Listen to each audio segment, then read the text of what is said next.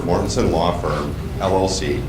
She's passionate about helping small business thrive through sound legal advice, fortification, and education.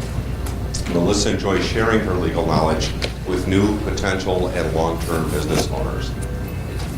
She received her JD at the Indiana University Bloomington School of Law in 2006 and was admitted to the Wisconsin Bar in October of that year. She serves as a board member of the Solo Small Firm and General Practice section of the State Bar of Wisconsin. Please join me in welcoming Melissa Mortensen.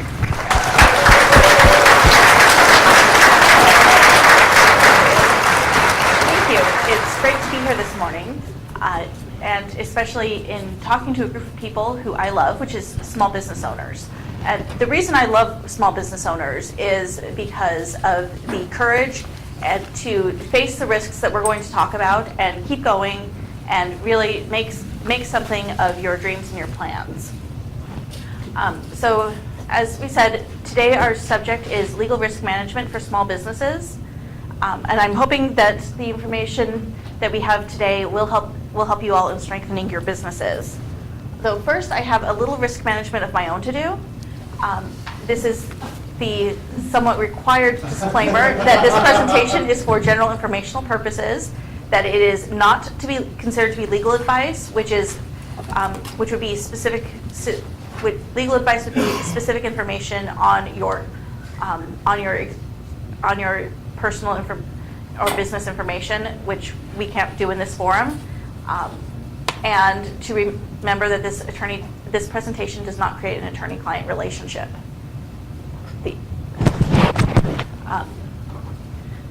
So please silence your cell phones. Not turn them off, just silence. Okay. So now that we have gotten my risk management over with, we can move on to our presentation. The first question is, what is risk? The Black's Legal Dictionary defines it as the chance of injury, damage, or loss, a danger or hazard. So risk is basically something that could cause damage to our business in some way.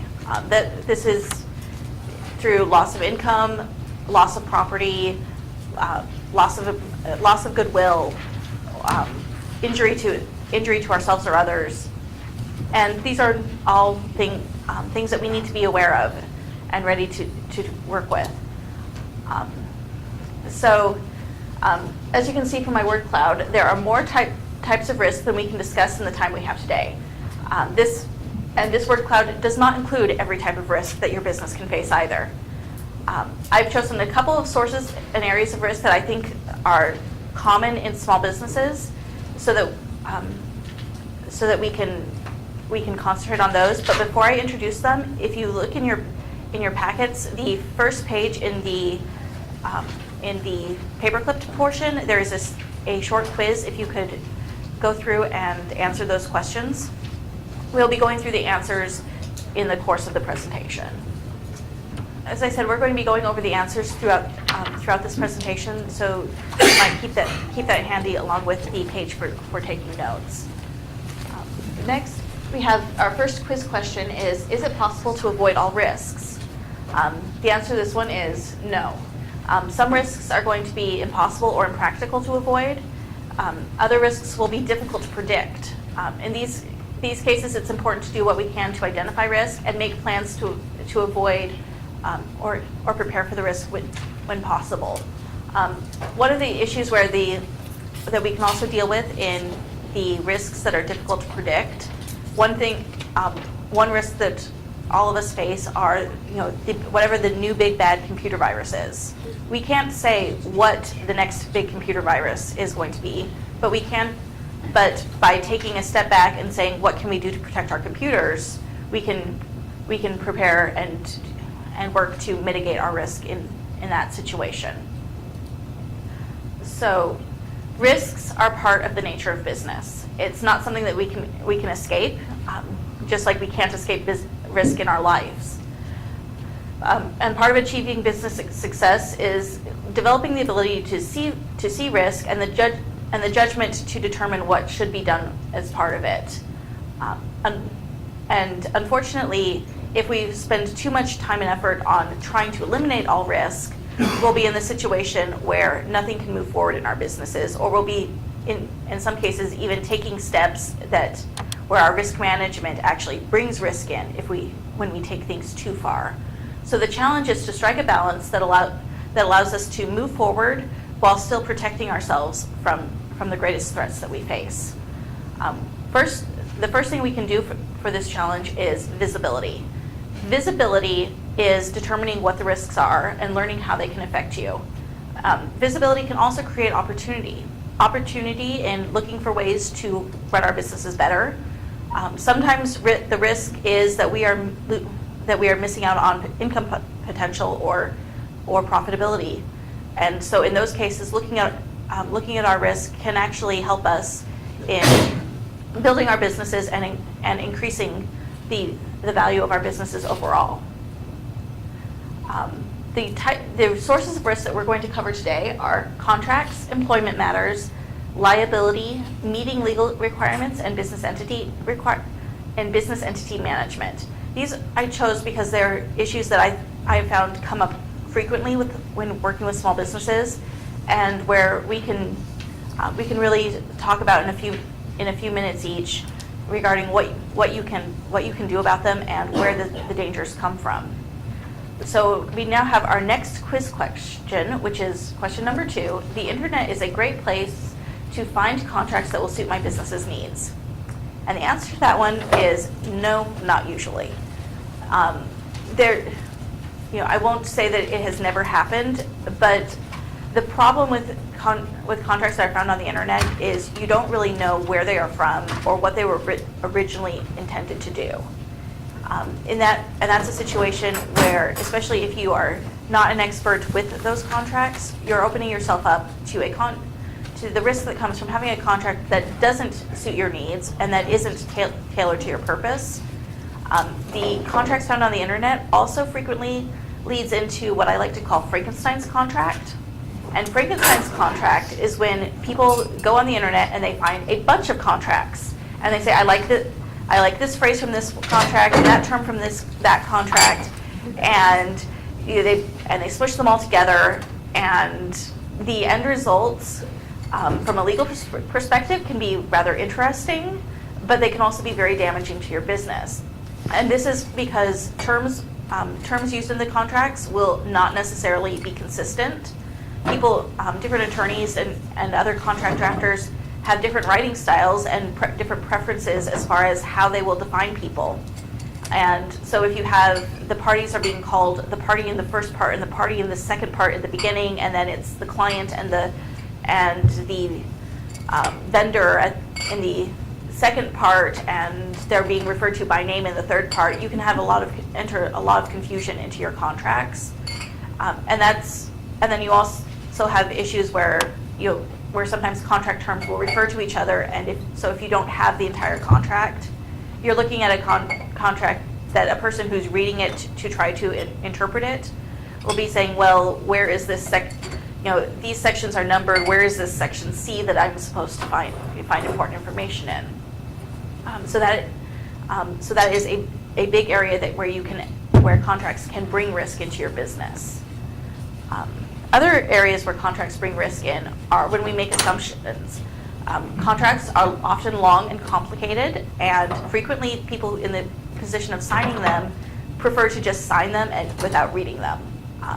I understand that reading contracts is not always the funnest thing to do, but especially when you're dealing with a contract that is important to your business, taking the time to either read it yourself or hire an attorney to read it and explain it to you can save your business a lot of time and money. Next reason is inexperience. I would say nearly everybody is an expert in their own business.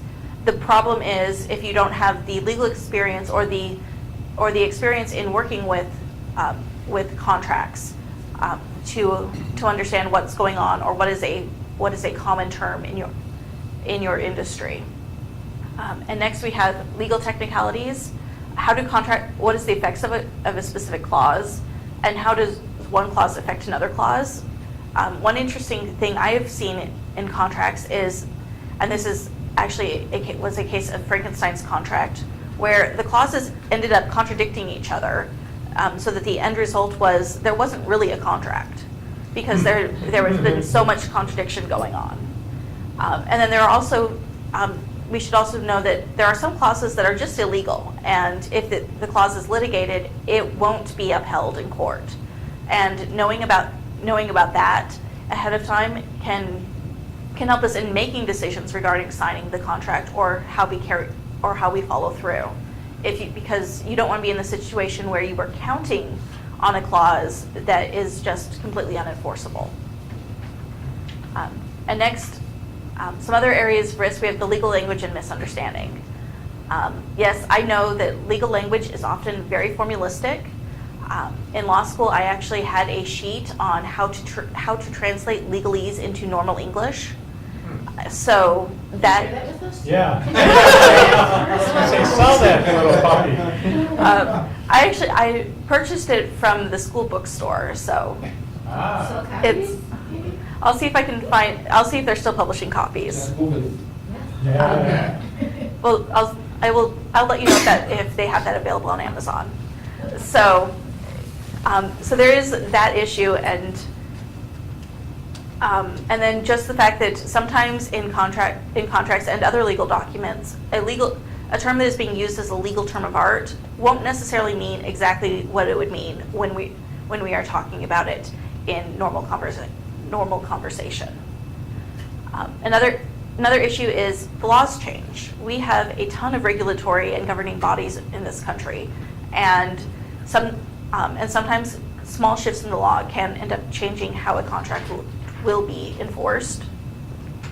And then there are the hidden risks, and hidden risks come from all sorts of things. One area is that if we have a great and perfect contract, they still need to be reviewed on occasion. You can have one situation I heard about recently was there was a contract that had been in place for decades without being reviewed, and now there was suddenly an issue where that people needed to look at the contract terms because of a breach, and they had discovered that this contract didn't really suit modern reality.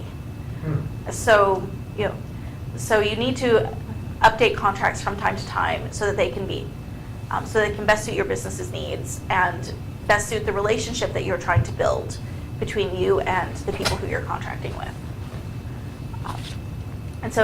But this moves us on to the question number 3. Because contracts are what we call private law, they can contain whatever provisions the signers want. And from what I've said earlier, you might guess the answer is no. Contracts do have a great deal of latitude in what they can contain, but certain terms are invalid for reasons of public policy or law. And there are examples that are frequently come in when you're dealing with contracts where it's generally understood that one of the parties is at a significant disadvantage to another. So for instance, in consumer contracts, residential leases, employment contracts. And so in those cases, being careful with your contract terms and knowing what will happen if a term is held unenforceable, because there are several things that courts can and will do. In some cases, they'll do something called blue lining, which is basically the court will say this term is illegal, but if we swap out these words, it will be fine. In other cases, they'll say nope, this term is unenforceable, and so it's out. So knowing how the courts in your jurisdiction are going to handle things, especially if it's an important clause or one that is frequently litigated. And now we're going to move on to the world of employment matters with a question on independent contractors. So this statement is: a worker can be classified as an independent contractor based on either the IRS common law guidelines or the test set forth in Wisconsin statutes section 102.078, and that is the workers' comp statute, if anybody is interested. And the answer to that is no.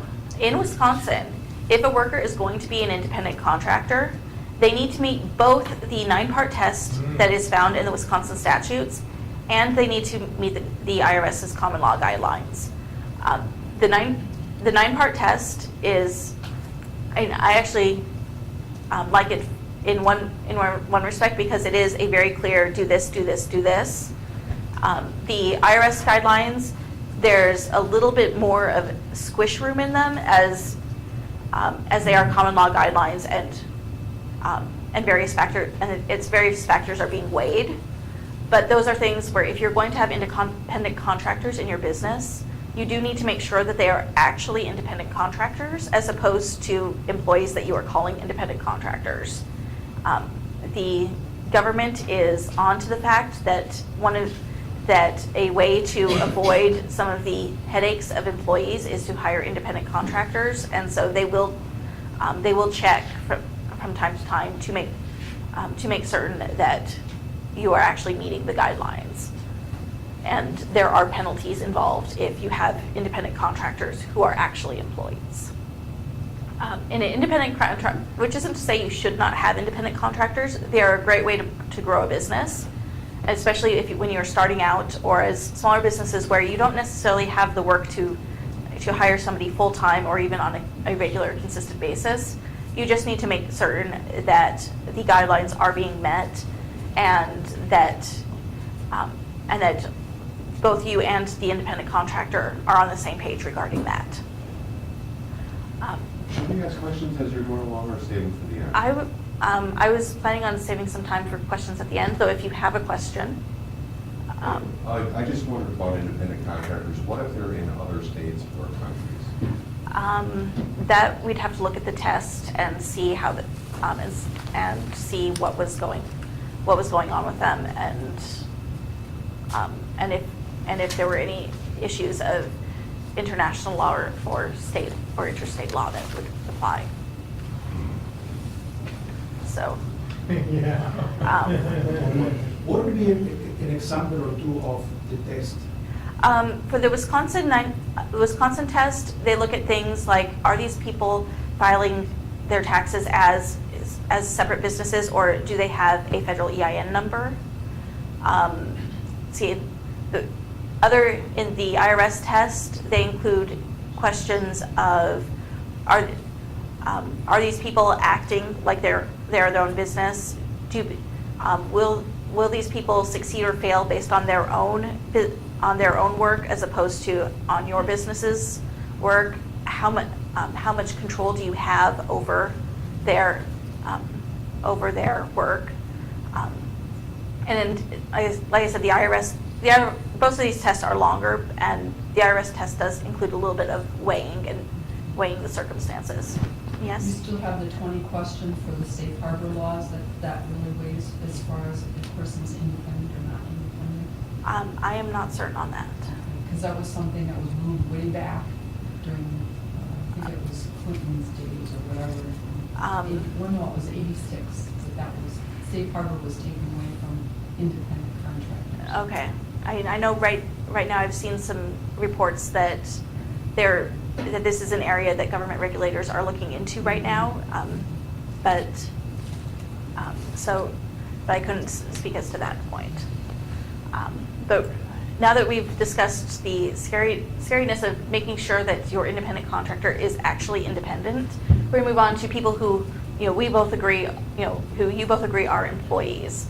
And some of the areas of risk that incur when you have employees are work eligibility concerns. This is, are they a legal resident or citizen of the United States, and are they eligible to do the work that you are hiring them for? When you're hiring somebody, there are requirements as far as filing I-9s and establishing that somebody is eligible. But there are also issues where, in some cases, making sure that somebody has the correct permits and licensing to perform the work that you're hiring them for. Or if you're hiring minors, making sure that they have their work permit. Other issues are making sure that you are not being illegally discriminatory in hiring, and there are more ways that discrimination comes in than we typically think of. In Wisconsin, for instance, there are laws about not discriminating people for criminal records. And we can't go into exactly how those work because it's in a situation where sometimes you can, most of the time you can't. So those are things to be aware of and be very careful of when you are hiring somebody, especially when you're hiring your first employee, to go through and really make sure that you have a system in place where you are meeting all these requirements. The next issue that brings in risk is payroll setup and not having it set up correctly. Typically, I would say the easiest way to make sure that your payroll is set up correctly is to hire a payroll company. A good payroll company knows what they're doing, and will stay on top of these things. So I would say so that's a situation where you talk to a few and find one that really seems to know what they're doing. And next is training. Training is one of those fun things that can both cause risk and help you mitigate risk. But you need to make sure that employees are properly trained, particularly if they're using equipment or if they are interacting with your customers. You want to make sure that they know how to deal with a customer who is upset, or how to answer the phone so that they are creating the right atmosphere for your business. And you also want them to know, things as far as there's risk, their own risk management. How do they handle email? How do they handle confidential documents, etc. And then there's the question of liability for employees' actions, which brings us to question number 5. Employers are liable for actions taken by employees in the scope of their employment. The answer is yes. The doctrine of respondeat superior, no, that is not a typo, is employers are vicariously liable for actions taken by employees in the scope of the employment. And this can actually bring in issues of if you are reasonably aware that a event could occur, or it can also include things like car accidents taken while using the company vehicles or while performing errands for the employer. So these are things to be aware of, that even though normally speaking in the United States, one person does not have liability for the acts of another, in the employment context, you very well can be liable. And now we're going to, since we're sort of on liability, we're going to move to the liability section with question number 6. If a customer signs a contract that includes a liability waiver, my business will be protected if that client is injured due to use of the business's product or service. We've, I think, all seen the liability waivers where it's, I understand that I'm doing something dangerous and I absolutely will not sue you. These things come up a lot with swimming pools, ski lifts, sometimes amusement parks, basically anything where there is a risk of injury. So the answer to this is, it depends. In Wisconsin, though, the answer is most likely no, it won't. The Wisconsin courts don't like liability waivers. When you go through the case law with them, it's very difficult to find one where they have been upheld, and it has been a long, long time since that has happened. Now, what the courts have done in the past couple years is they have hypothesized as to what a liability waiver that would be enforceable might look like, and what it would include. One issue would be that it is clearly labeled and that it is on its own sheet of paper. Another degree of enforceability is that a person has the ability to negotiate whether or not they will sign the liability waiver. And the negotiation is more than just, I will sign it and be able to engage in this activity, or I won't sign it and not be. There has to be some level of negotiation as to how they can not sign the waiver and still engage in the activity. So, yes, we have not had we have not had a case where the liability waiver that meets these guidelines has been litigated, but it's kind of up in the air as to whether or not a liability waiver that looks like that will actually be upheld. Best to assume no.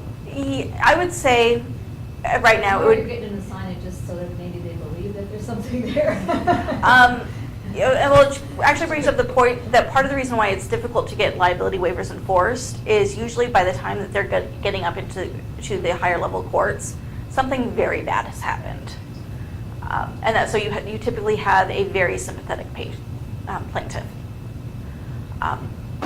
But so with that, we're going to transition into more of what is liability. And liability is the general term for anything that your business could be held accountable for.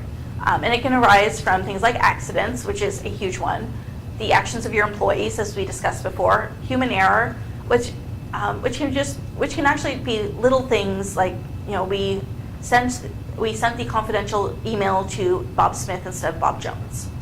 These things happen, and they can open people up to liability. And also negligence. And negligence is basically actions that are taken without the level of care that is normally considered reasonable. In torts law and law school, negligence is a huge section of what ends up causing people to have legal liability for things. And so these are cases where really developing systems and using some of the risk management steps that I'm going to talk about later can help you in protecting your business. But as we're moving on, especially since we started late, we have question number 7, where we are talking about the sources of law. And there are many sources of law that may have jurisdiction over my business. And I'm going to cut close because that answer was wrong. The answer is yes. There are lots of sources of law. We have federal law, state law, local law, regulatory boards, court rulings, and these aren't all of them. So one thing to remember is in many industries there are specific laws and regulations that you're governed by. My industry as a lawyer is one of them. There are tons of things that, as a business owner, I would love to be able to do, but I just can't because of the regulations that govern my industry. Even though I would say these are things that are perfectly fine for other businesses to do, and do not present any ethical concerns for other businesses, I can't because of my position as a lawyer. Can you give an example? I have a lot of restrictions on what I can do for advertising. Yeah, it was So- only maybe 20 years ago that lawyers could even advertise. Yeah, the legal profession doesn't really like advertising, and there are quite a few restrictions on what I can do in regards to advertising. So, and again, these are things that I would say for a business that is not in the legal industry, they would be perfectly fine and great ways to advertise. And so, Another would probably be you having ownership in a client. yes, I have to be careful about having ownership in clients, or what I take as payment. Let's see, I'm trying to think of them off the top of my head. A non-lawyer isn't supposed to have a ownership interest in a law firm, so making sure that so I have to be careful about who I accept as a business partner, things like that. But then also to move on with legal requirements is don't overlook local law considerations. This is one where so many people, you're thinking about the federal law, you're thinking about the state law, and people just kind of don't think about what's going on in their communities. And sometimes what's going on in their communities can be the most significant law that they're dealing with. So some of the areas of local law that can affect businesses are zoning requirements. Can you actually have your business at the perfect location that you found? One story I heard was of a studio in a different state that found the perfect location. It met everything they wanted, except for there was one problem of they needed a slight zoning variance. Their realtor assured them this was not a problem. These happen all the time, and so they signed the lease. It was a problem. they found out that the neighbors did not want the zoning variance, and they ended up having to go through quite a bit of extra headaches before they could open up their business. So, so there's things like making sure that the zoning is correct, or that you can get out of the lease if it isn't. And also the question of occupancy permits. These are permits that basically allow businesses to operate at a specific location. In the Milwaukee area, each municipality has different rules. The city of Milwaukee does require that you have an occupancy permit before you begin business. There are other municipalities that don't require them at all. There are other ones that require sometimes, but not always. And it's very dependent on which municipality within the Milwaukee area that you are going to be working in. And one issue with occupancy permits in Milwaukee is don't make assumptions. There's a fun story from a few years ago about the mayor of Milwaukee was in the middle of a campaign, as politicians frequently are, and his campaign office failed to get an occupancy permit because they made some assumptions about the eligibility, and they said it was an honest mistake, and that was how it was reported on, but they ended up having to pay a fine. So if you think about it, if the mayor of Milwaukee can make a mistake on this can be some pretty tricky stuff. And next is local permits and licensing. There are certain businesses that will require additional permits from your municipality. These are things like if you're going to open a bar or tavern, animal care, daycares, restaurants, a huge long list, and it will vary from municipality to municipality. So these are things that when you're deciding where to operate, especially in a community like our Milwaukee area, where you have lots of choices for your municipalities, is when you're picking your location, take a moment to look at what are the requirements, and are these requirements going to be, can I make them work with my business? And because skipping that step can end up causing you a lot of pain in the future.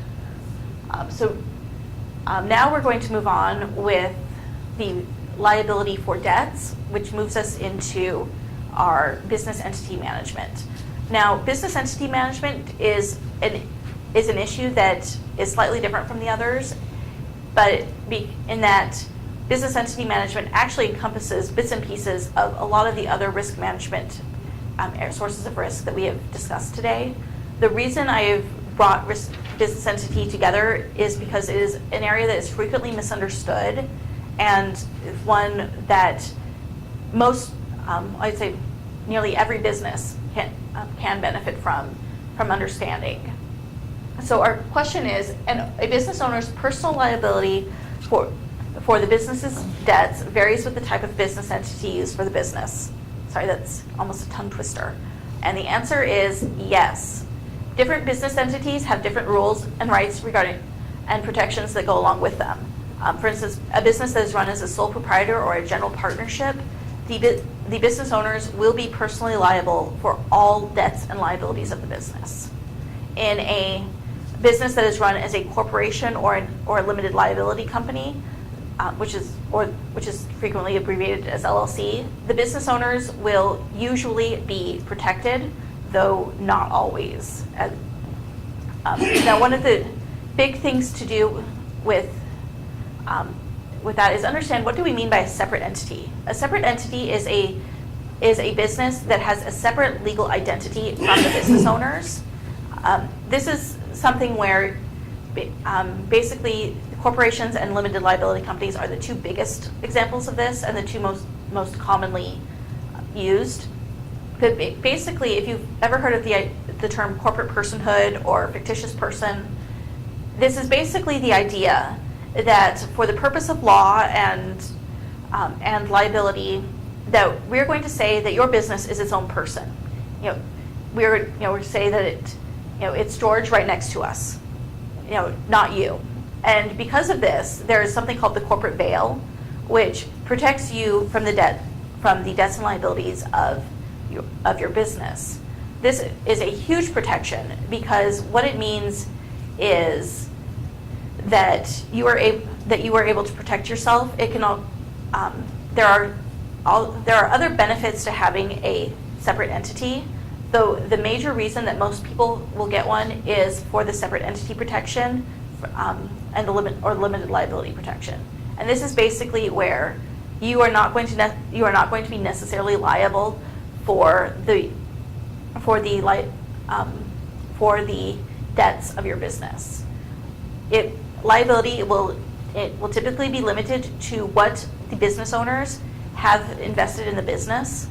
I'm going to take one brief side note and say I'm going to be using the term business owners and business in this presentation because corporations and LLCs do have different words for their business owners. They're shareholders in corporations, members in LLCs, but since we're talking about them as one, as separate entities, we're just going to refer to everybody as a business owner. The importance of having the protections for business owners are that if you have, let's say, you have contributed $10,000 to a business that has $1 million worth of capitalization. So there were a lot of people all donating or all contributing and investing $10,000 into this business. And they end up with $2 million worth of liability. Because of the limited liability protection, in most cases, you won't be liable for the additional $1 million that's out there.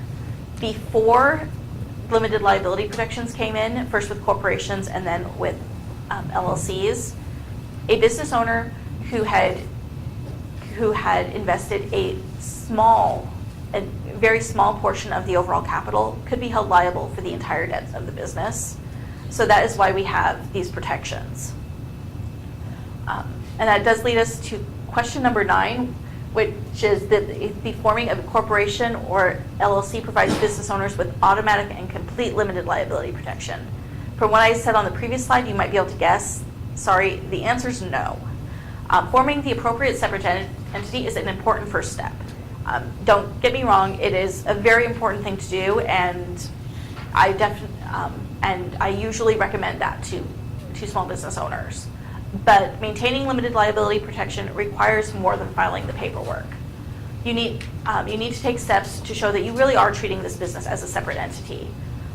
As I mentioned before, there is something called something called the corporate veil, and what will happen sometimes is the corporate veil will be pierced in an action that lawyers like to call piercing the corporate veil. This is fortunately a not terribly common occurrence, but one of the most common reasons that it will occur is if you are not treating the business as a separate person, if instead you're treating it as an alter ego to yourself. The case that we read in law school involved somebody who actually had 5 or 6 corporations that he would use to pay his personal expenses with. Then he would have the corporation file for bankruptcy, and then he would move on to his next corporation, and was using that to defraud people. So in that case, it was determined that it was inappropriate to give him corporate veil, or to give him the limited liability protection. However, in cases where you are acting in a much more innocent manner, you can still lose limited liability protection if you are not treating the business as its own separate entity. And I would say one of the most important things you can do for this is get your business its own bank account.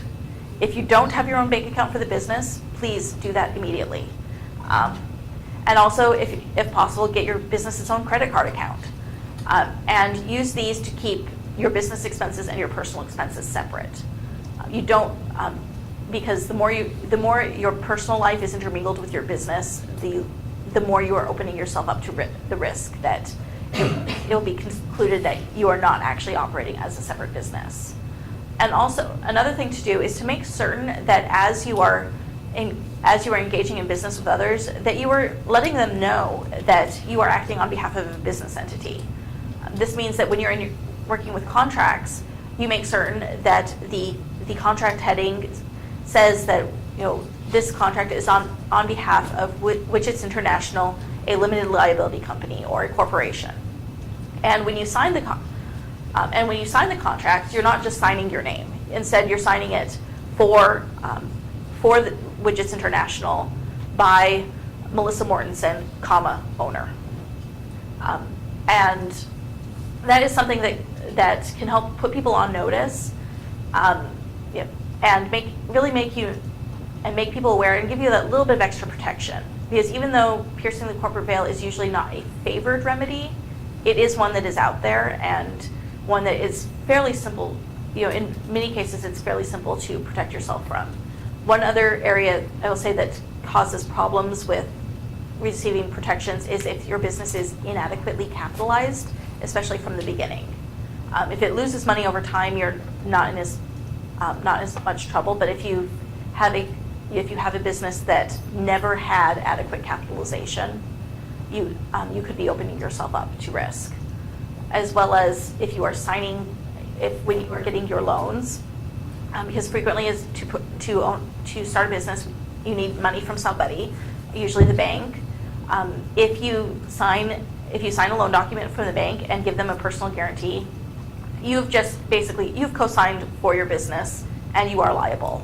This is why business owners will frequently talk about having their house on the line. It's not because there's a failure in the limited liability protection. It's more because banks and other lenders are aware of limited liability protection, and this is their own bit of risk management to make certain that they are safe. So another issue with business entity management is to make certain that you know what documentation your business entity requires.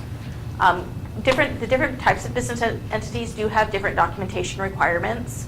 LLCs typically have fewer paperwork requirements than corporations, but that is not to say that there aren't any requirements for LLCs.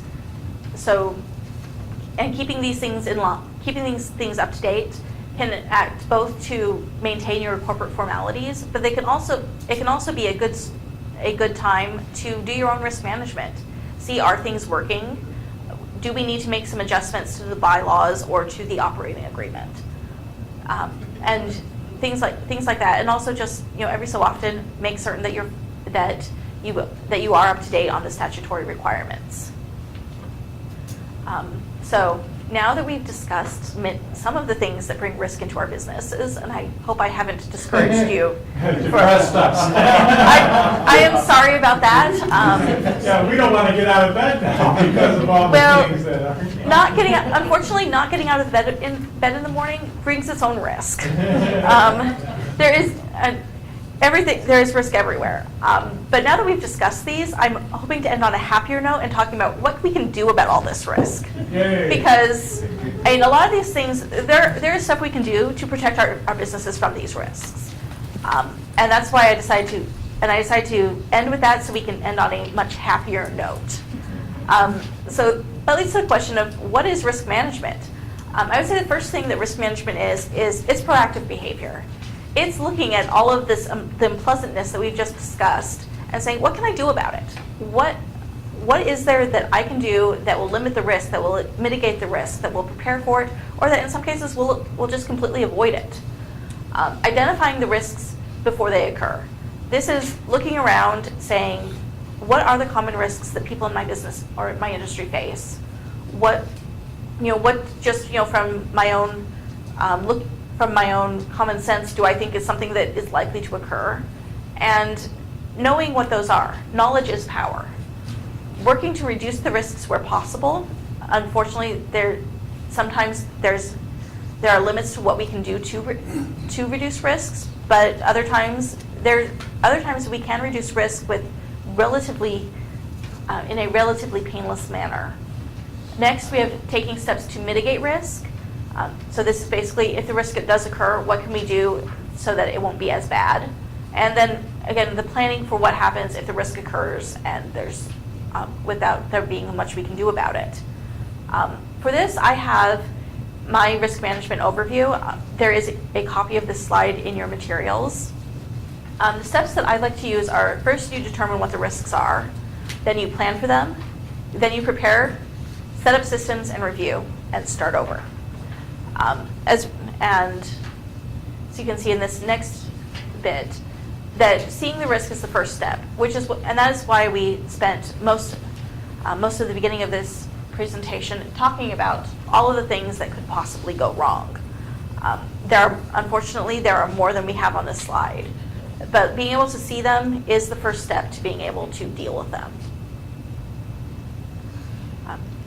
So the first step we have is to determine the risks. This is where you step back and you look at what risks can I see?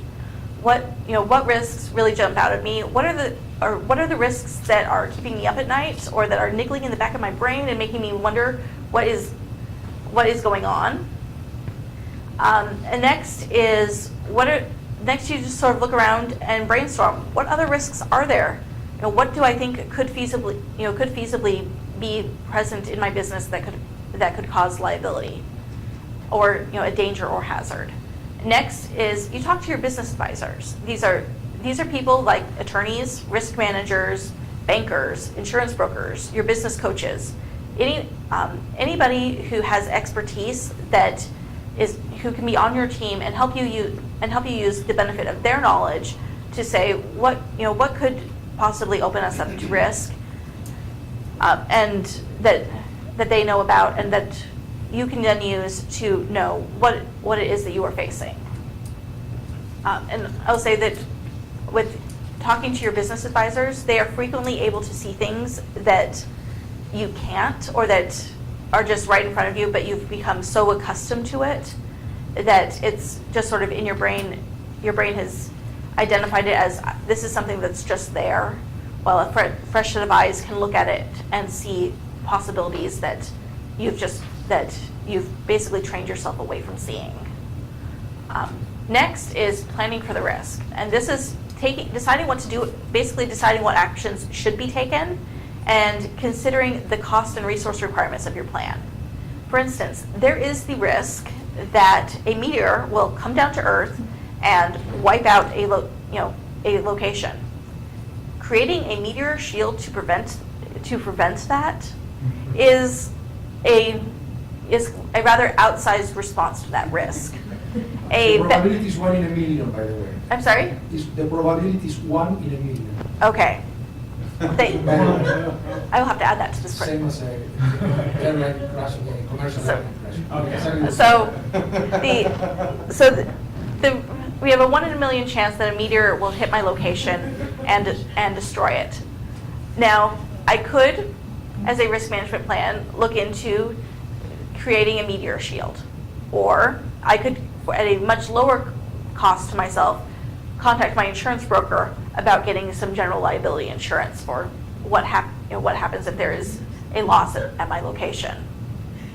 So there's the weighing of what is an appropriate step for the depth of for the risk, and then you should always in planning refine the plan to reduce the impact on your business. This is something where one thing I've dealt with is with computer passwords. There are some entities that basically will say we need to have computer security, which is a very good and important thing to have. But they will go so overboard on password security that they've created a situation where nobody can remember their passwords. So, guess what happens? Passwords end up written on Post-it notes next to the computer monitor. That happens more than you would think. Hopefully with some of the new password software, it's less likely. But that is something where you have basically taken a very good risk management step and elevated it to the point where it is actually increasing the risk to your business because they weren't taking into account the issues of human memory and what was reasonably practical for employees to do.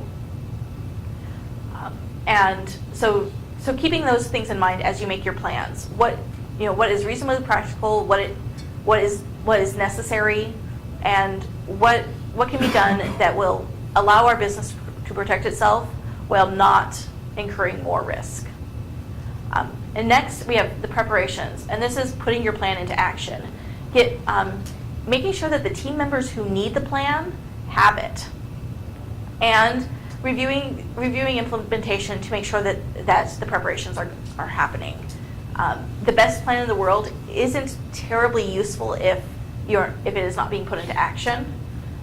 So for instance, if my plan to deal with the meteor strike is to get insurance, but I never call my insurance broker to get the insurance, I have failed in my risk management by not taking the steps necessary to prepare. And following the preparation, we can set up systems. And systems are basically where we take our preparations, take our plans, and say, what can we do to make this an easy to follow checklist, or what can we do to build into our procedures so that the risk is our chances of risk are being lowered. One thing is, again, making sure that you're following through on your plans and preparations. So in our insurance case, this might be something like putting a bank alert on your business bank account to say, okay, remember you need to pay your insurance, or setting up an auto pay for your insurance so that the policy isn't lapsing, and also making sure that the plans and preparations are being communicated to the appropriate people. In this case, I have a story from about the mid-90s with a young manager from an East Coast Toyota port facility, and this is one from somebody who I know personally. But he told me one morning he got into work about 7 a.m. on the East Coast, and to find there was a production error that meant that basically their production was shut down, and it was a huge problem for their facility. But because at this point Toyota was involved in really focusing on setting up systems, making sure that employees knew what they were supposed to do, and creating a culture where they were empowered to do it, he was able to go to his book of systems and look up what he was supposed to do in this circumstance, which happened to be calling up the executive vice president who lived in California. So because of that, he said he was still kind of scared about waking the executive vice president up at home in the middle of the night. But instead of being a young manager who was wondering what am I supposed to do, and it's 7 o'clock on the East Coast, so it's 3 a.m. in the West Coast. We'll wait 4 hours and call up the person who has the information we need. He now had the ability in himself to make that call, to speak to a very groggy executive vice president who was able to let him know what needed to be done. And within a couple of hours, the problem was fixed, as opposed to waiting a couple of hours to put the fix into place. So this is something where the systems really can end up saving you time, money, headaches, and helping your business move forward. And our final step is review. This is where we make certain that the preparations are appropriate and that ongoing they're appropriate. What may be appropriate at one point can be inappropriate at another. This is particularly true when you're setting up risk management for computer systems as technology keeps changing. And also consider what you can do to improve the preparations. Talk to the people who are involved in the implementation, who deal with these things on a daily basis, and let them tell you how the system could be improved, and what can be done to really make it better for your business and better for everybody who has to work with it.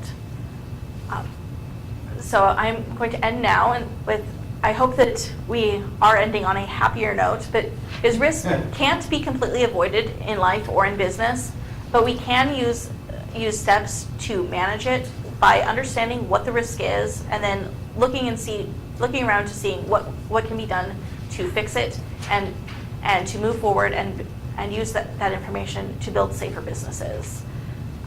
So I would like to thank you all for coming here today, and I'm going to be open for questions.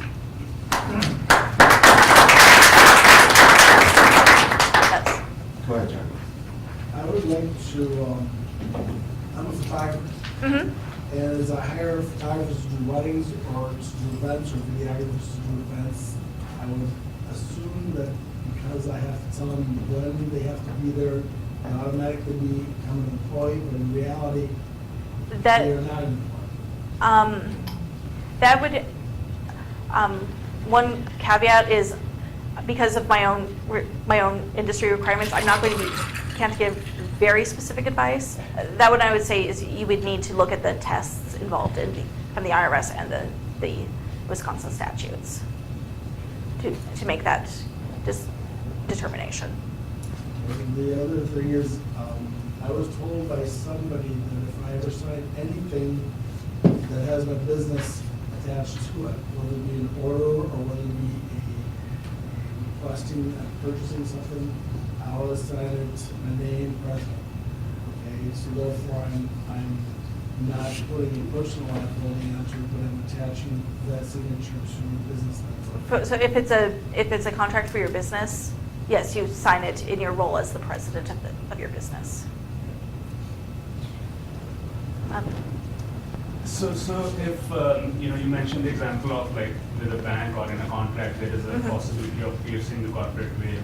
So what do you, like, if you're the bank and you're saying, you need to do a personal guarantee, what can I as the LLC owner counter with? That one, frequently the bank is just going to require that you have the personal guarantee, especially if it's a large sum of money, and if it's a newer business. As your business ages and builds up its own credit history, you'll have a little bit more negotiating power in that, especially if your business does have substantial assets. Though at first, it will be very difficult to convince the bank, and possibly impossible to convince a bank or other lender to forego the personal guarantee. Or could you like say that the personal guarantee is valid for the next 3 years, and then is that something people do? I'm just curious because I just found out, like I've done. It would depend on what the bank's feelings on the situation are. This is something where there could be a little bit of leeway, and if you could convince a bank to go with that, you might. But like I said, banks are another heavily regulated industry, and they have to protect their own risk managements and their business. So I couldn't say for certain that they would agree to that. I wanted to re-ask John's question in a different way. Because my business and my name are very similar, is there an advantage of putting my title after my name when signing documents on behalf of my business? Definitely. Whenever you're signing documents on behalf of the business, putting your title in is always a good step to take.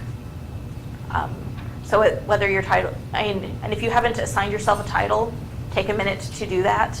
It can be shareholder, manager, president, but making sure that you have assigned yourself a title, and when you're signing on behalf of the business, you say it's, for instance, for me, it would be the contract party is Mortensen Law Firm LLC, by Melissa Mortensen, owner, and then under that, my owner, Mortensen Law Firm LLC. Thank you. In the state of Wisconsin, do businesses need to put LLC or incorporated after their business name? That's something that will depend. So it frequently not, but sometimes yes. What about a 501c3?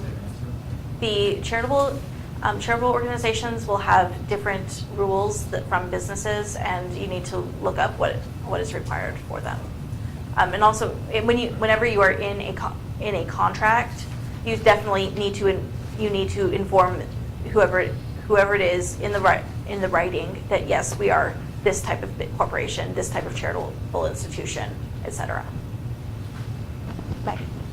So Melissa, one of the big takeaways is when we're looking at risk, we need to look locally, federally, and within our industry specifically. Yes. Okay. All right, thank you. And also look at what is going on specifically in your business. And professional bodies and regulatory bodies. I was trying to simplify it. Right. Basically. Right. Well, okay, my question for you, I remember doing all of this the hard way, just trying to learn everything. And some of it's in sessions like this. Some of it's, a section like this with Dan Mazer, for example, about human resources, and the checklist was pretty unbelievable. To hire one person with photocopies of photo ID and an I-9 and a electronic usage agreement, you know, that they can't, I don't even want, I don't care if it's your buddy from high school, no jokes going back and forth because I don't want to be liable. That's just one area, that's just employment, and then you've got everything else in zoning and occupancy permits. You as an attorney, where do you start? I mean, if I just came to you and said, I'm gonna open a new business, can you take care of all this stuff? I can take care of most of it. Yeah, but it would cost me like 2 months of your time, I would think. That would depend. I mean, I understand that a lot of small businesses do open on a shoestring. So now for me, what I do is I don't accept every potential client who comes in because I think that it's important to build a relationship of respect and trust. So I think in order to best serve my clients, I only accept those where we can build the respect and trust and not have personality conflicts. So there's that, but also what we can do is prioritize and sequentialize. Look at, okay, this is what we absolutely need to do first. Take care of the most important things first. And then you know, as things go forward, put together a plan for, you know, over the first year we're going to get these steps taken, and then we'll stop and look and see what still needs to be done. Right, okay, well, the reason I ask that is because just learning something when you're going into it, you're the entrepreneur and you're starting it, the learning curve is steep. Yes. Well, so how much, and I understand not just borrowing this and that phrase from different legalese stuff you see and putting your own thing together for contracts or disclaimers or what have you, but at the same time, I mean, zoning, occupancy, regulatory, all of this stuff, you prioritize. I guess that's the answer. You just prioritize because, and that I would think that if you're an advocate for me, you're going to try to hook me up with other advocates, so that I can learn from their experience instead of doing it the hard way. Yes. Or the expensive way. Yeah, and like I said, for most, even though frequently when you're starting a business, it feels like everything is happening at once. Really, when you take a step back, it is possible to prioritize and sequentialize so that it isn't exactly. For instance, a lot of times one of the first things you'll want to do is get your business entity choice made and established. Yeah, the checking account you can do all by yourself. Yeah. And then you'll look at things like finding your location and what you need to do to move forward. I'm getting the signal that we are done. Okay. So, Just I one do more have thing to address your business name. You can do a DBA at the courthouse, clerk of courts for 10 or 25 a year, so that if you have a short name or something, you're doing business as. Okay. That's the way they use a short version of it. Okay. Can an LLC do a DBA? Yes. Yes. I do have one more thing before I end. As a special bonus for those of you who have attended today, my firm does a lot of work on flat fee bases, and I have one product I've put together called a business planning session, and the information on that is in your materials. Anybody who has attended here today who contacts me about scheduling one within the next week, or actually 2 weeks, we'll say, can get a 45, 60, or 90-minute session at a $100 reduction of the normal price. So, Very good. thank you all. It was fun to be here. Thank